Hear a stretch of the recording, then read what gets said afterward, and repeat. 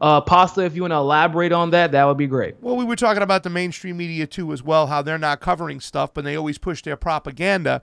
And when I sent you the video, the text message, like, Pasta, that's some propaganda. I'm like, I know, we found this from back in the days. And I want people to pay close attention to, once again, the protest. Because we have, and I've been reading a lot of CIA books about how the CIA, the same thing they did. Johnny made a great video with the Venezuelan protesters, the way they're paid agitators. They're paid to start things. They're paid for chaos. And they did the same thing in Iran in 1953, which you have to understand the history. You talk a lot about the history about Iran, Nico, about Mosaddegh. So we found a little propaganda piece from 1953. It's a short little film, but check it out, because what we did back then in 1953, we paid the agitators then. We did it just in Ukraine not too long ago, and it's the same textbook playbook for regime change on how we pay agitators to get in there, and we're seeing it at the Venezuelan embassy. But watch the media spin on it. It's pretty fun. Go ahead, Johnny. The Persian Revolution one. Attention is focused once again on the Middle East, where events in Iran have taken a dramatic double twist. Forced to flee his palace in Tehran, the Shah and his queen arrive in Rome after an alleged attempt by the Imperial Guard to arrest Dr. Mosaddegh and a refusal by the Shah to dissolve Parliament at Mossadegh's request. In Tehran, it looked as if Mosaddegh would soon be named president, and on his orders, troops occupied the Shah's palaces and surrounded Parliament. And then the people themselves took a hand.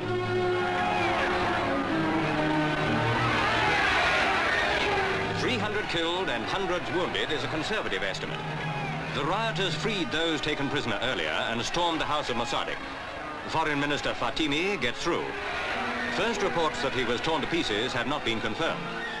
Meanwhile, the mob flocked the streets demanding the return of the Shah. Mosaddegh and his government were swept from power in favor of General Zahedi, the man appointed by the Shah in the first place. The thoughts of Britain instinctively turned to Abadan, that monument to British enterprise and engineering skill. Forced to abandon what we had created in the wilderness, is it too much to hope that we shall see once more the tankers of Britain at Abadan? Maybe sanity will yet prevail, and Iran and Britain go forward in harmony.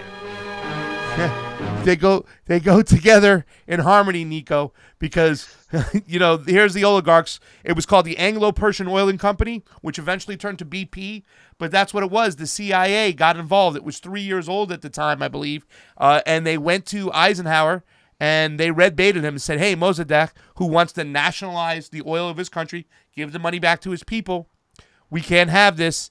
The CIA went in, and the propaganda the media played there. It's like the people flocked the streets for the Shah's return. No, the people just voted for Mosaddegh.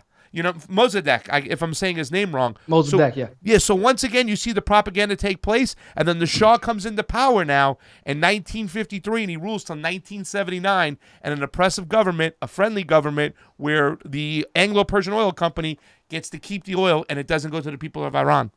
I think it's hilarious because if anything, what this video shows us is that the CIA and all the other corrupt intelligence agencies have literally not updated their playbook at all. Same playbook. It's lazy. It's lazy and embarrassing at this point. Oh, look at the protests. What did they tell us about Maduro? Look at the protests, and then it turns out that we were being lied to about who was actually protesting what, because the major protests were protesting against Guaido, right? Mm-hmm. Protesting for Maduro, to the point where Maduro's people were standing outside of the palace protecting. Like, that's why the coup failed, right? Because if there was that many protesters, people, just in that situation alone, if there were that many protesters against Maduro, he wouldn't be there very long. Yeah. But because there were so many protesters in favor of Maduro, that's why the coups continue to fail. There is nobody in Iran as unhappy with their government as America would like to have you think. They're not a theocratic dictatorship. They actually have a democratic dictatorship, and yeah, they have people who are religious who are in charge, but they only can be there if they campaign to do so. Yeah. They have regular elections. They have some of the most fair elections in the world. And the only time that they have not had elections is when we were installing their government. Absolutely. Yeah. So it needs to be understood that we're seeing another situation where oil is becoming the determining factor in where we choose to not promote, quote unquote, promote democracy. I think it's ridiculous. And like Z said, we really need to have the largest anti-war movement, and that needs to be the centerpiece, in my humble opinion, for any campaign. Because I don't give a damn. Yeah, I don't give a damn. Like, I don't want Medicare for all so bad that I just say screw it. If Yemen keeps continuing to get bombed, it is what it is. If we have to invade Iran for me to have Medicare for all, it is what it is. And what I mean by that is there's a reason they were okay with FDR in power, and they just kind of capitulated. Okay, whatever, we'll give him what he wants domestically. But they kept him in power and refused to allow Henry Wallace to take over because FDR was stupid when it came to foreign policy because he was a spoiled rich kid. He never left the country probably unless it was to go on, do what rich people do. Yeah.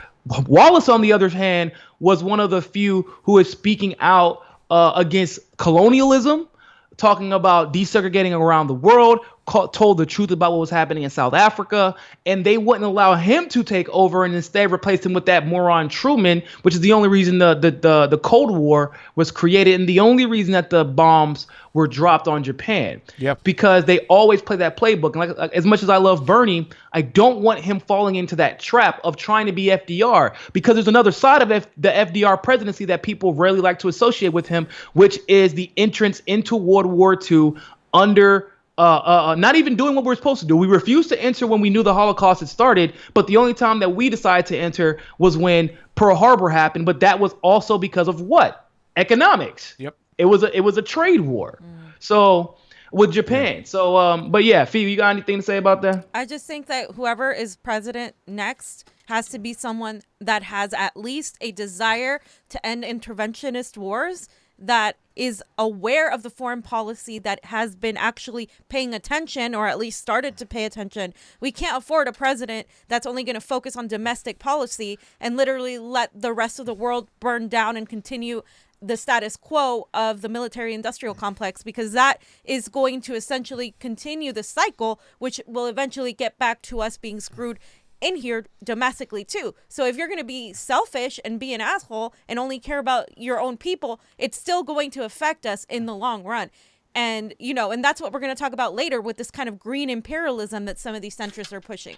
And if I can quote George Galloway, you can't separate foreign policy from domestic policy. It's impossible, because 51 cents on every dollar goes to the war machine.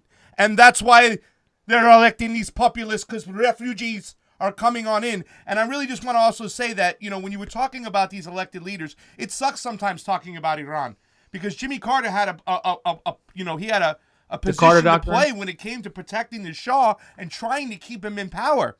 And that was Jimmy Carter. The Carter Doctrine. He said, if anybody tries to go into the Middle East, we'll fuck you up. That's basically what the Carter Doctrine said. And they also, Nico, they red baited Eisenhower to remove Mosaddegh. You know what I'm saying? So they red baited him, and that's why I think he made that military-industrial complex farewell speech, because he felt guilty that he was red baited in by the military-industrial complex and the oil companies. I felt bad for Eisenhower because he was a moron, low key. Like, people love Eisenhower, but I won't say he was a moron. He figured it out by the end of it. JFK figured it out sooner, right? We saw how that ended. So I almost feel bad for people like Eisenhower. I feel bad for Jimmy Carter. And like I said, that's why it's so important when we're talking about the presidential election. If you think, that's why, we have this conversation all the time when people say, well, Tulsi's only good on foreign policy. Yeah, you mean the one thing that every other presidential candidate is horrible on? Yeah. And also the one thing that is the shortcomings of people's understanding of foreign policy has led us into World War I, which led to the Holocaust, which led to World War II, which led to Vietnam War, which led to the list really does go on. We can't keep once again, the economy boomed under FDR, but there's always that part where people leave out that, oh, by the way, the United States corporations allowed for the Nazis to build themselves up while creating Nazi subsidiaries and building all their weaponry, building all their technology, building their machine guns, building their tanks, and destroying half of Europe. That part gets left out. That all happened under FDR's reign. Oh yeah. And we can't continue to talk about these presidents who were good on domestic policy while ignoring their shortcomings on foreign policy because millions of lives are at stake. Just because we do a little, that's what happens, right? We get placated by domestic policy. Well, if my life is good, I'm good. But at the end of the day, it's true. At the end of the day, though, if the war starts in Europe, if the war starts in the Middle East, and our corporations are attached to it, which they 100% of the time always are, guess where you'll be going next, or guess where your child will be heading. No shit. And these are the facts. Yeah. So and let's not forget that when you talk about World War II, Nazi regime was funded by American corporations, by the Bushes. Oil, everything. So they were funded by American corporations. So let's not let that slip anybody's fucking head, because that's what's disgusting too. We don't care as long as there's a dollar sign.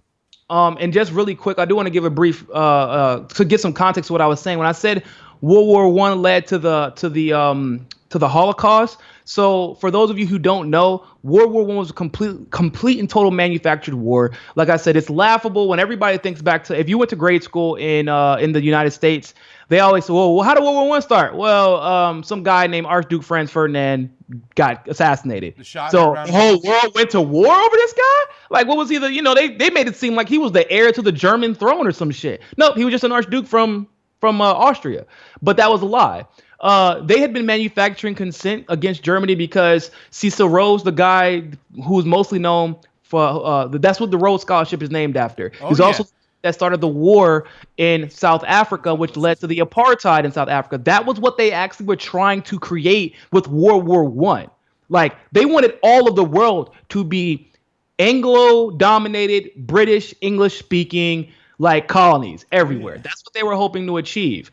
And so what happened was Germany was their biggest economic threat, and Germany had paired up with Russia they weren't doing anything. They were minding their own business. And we utterly obliterated Germany and blamed them for everything. And then after the war was over, we punished them for it.